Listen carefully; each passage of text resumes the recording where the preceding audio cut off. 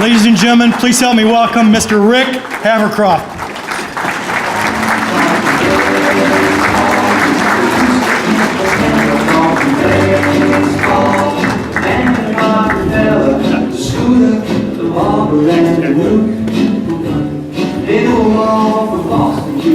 Wow, that was kind of embarrassing, actually. I promise to be brief. The rule book. Thank you for all the kind words, everyone. First, let me say congratulations to this year's inductees into the Saginaw County Sports Hall of Fame. It's a great group of athletes and coaches. Thank you to all of you that were responsible for me being a part of this class. I'm honored and humbled to be included in this such a talented group. And thank you to all my friends and family who are here sharing this night with me tonight. Like it was mentioned, I started in 1964 as a 12-year-old. Like most of us in those days, we spent our time outside playing, riding our bikes everywhere. And for me, that meant playing baseball from sun up to sundown and playing with my brother and the neighbors next door. At that time, my dad instilled in me a real good work ethic.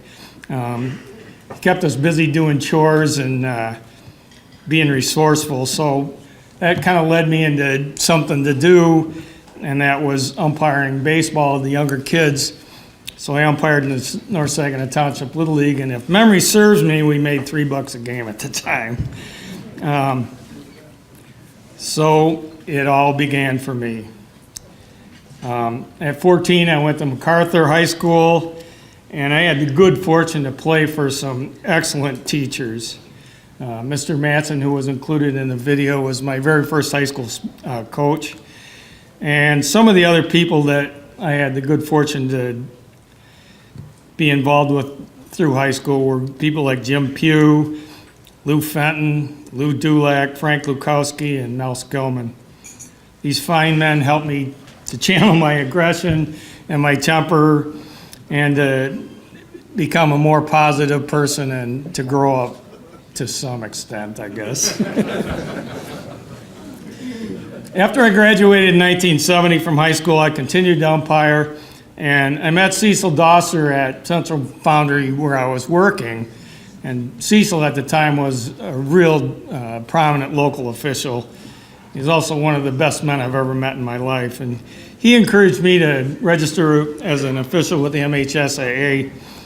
And as a side note, and my friends will get a chuckle out of this one, he, along with Charlie Archibald at that time, had a softball team. And they recruited me to play on their team because I could run well. Told you they'd like it.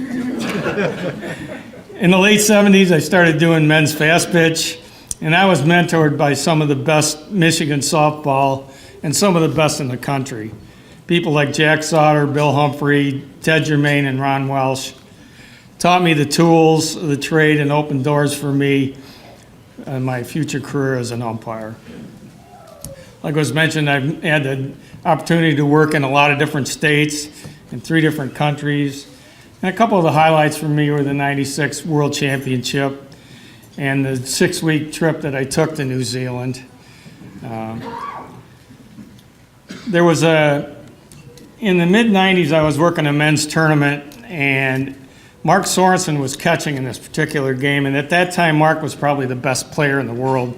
He's currently the New Zealand men's national team coach. But he had a young kid from Nova Scotia pitching for him, and he threw a pitch, and he thought it was a strike, and he went, "Where's that one?" And Mark turned around, and he goes, "Just a minute, Rick, I'll be right back." And he went out and told the pitcher not to do that. And I thought to myself, well, the best player in the world not only knows who I am, but he's taking care of me, so that was pretty cool. Almost all the coaches and athletes that are here will tell you that, and like Sue mentioned, they couldn't have achieved their level of success without the help from their teammates and their other coaches and the staffs that support them. The same's true when it comes to being a sports official. I could not have been here without the members of the 3rd team on the field. I'd like to salute some of the following friends and comrades in no particular order: Hoagie Holtz, Mike Lutinsky, Mike Clark, Dave Selden, Brian Smith, Kevin Ryan, Mark Jarlock, Mark Larson, Jim LeGros, and Jeff York. And finally, Dennis Wildy, who had, over the years, probably worked more games than anybody else. My apologies to anybody that I left off the list. As officials, we're not used to applause or awards as a normal part of our job.